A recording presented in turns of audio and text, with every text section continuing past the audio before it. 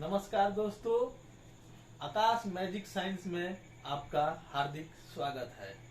मित्रों, हम लोग जैसा कि प्रकाश चैप्टर पढ़ते आ रहे हैं और बहुत सारे टॉपिक को पढ़ चुके हैं। प्रकाश लाइट जो चैप्टर है उसमें बहुत सारे टॉपिक को हम लोग पढ़ चुके हैं।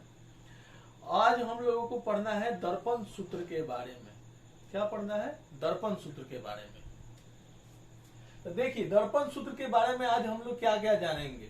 दर्पण सूत्र के बारे में हम लोग जानेंगे पहला चीज कि दर्पण सूत्र क्या है।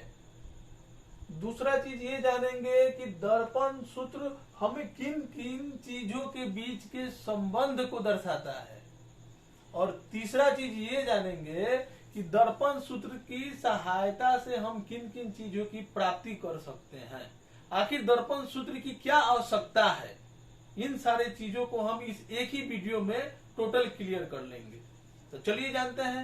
सबसे पहला चीज है कि दर्पण सूत्र क्या है।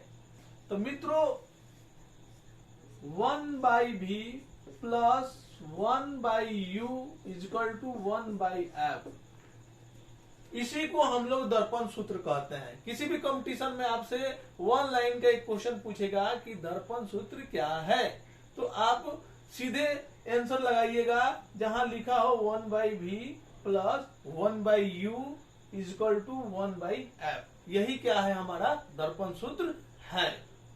अब मित्रों, यहां पर हम जानेंगे कि v का मतलब क्या होता है।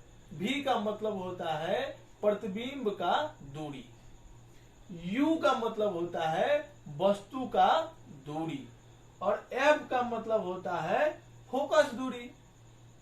इतना बात तो हम लोग समझ गए।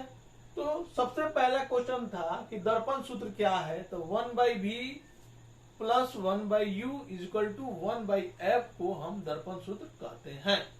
दूसरा चीज यह है कि संबंध, ये किन किन चीजों के बीच संबंध को दर्शाता है।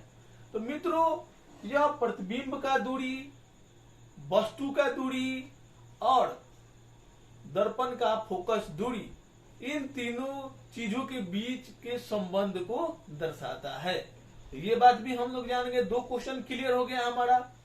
तीसरा क्वेश्चन कि इससे हमें किन किन चीजों की प्राप्ति होती है, यानी हमें दर्पण सूत्र की आवश्यकता आखिर क्या है पढ़ने की। तो मित्रों, दर्पण सूत्र की सहायता से हम लोगों को यदि दर्पण में कोई 2 चीजों की प्राप्ति हो जाए, जैसे प्रतिबिंब का दूरी पता हो, वस्तु का दूरी पता हो, तो हम लोग फोकस दूरी आसानी से निकाल लेंगे। यदि फोकस दूरी पता हो, वस्तु का दूरी पता हो, तो प्रतिबिंब का दूरी निकाल लेंगे। तो इस प्रकार दर्पण सूत्र की क्या आवश्यकता है?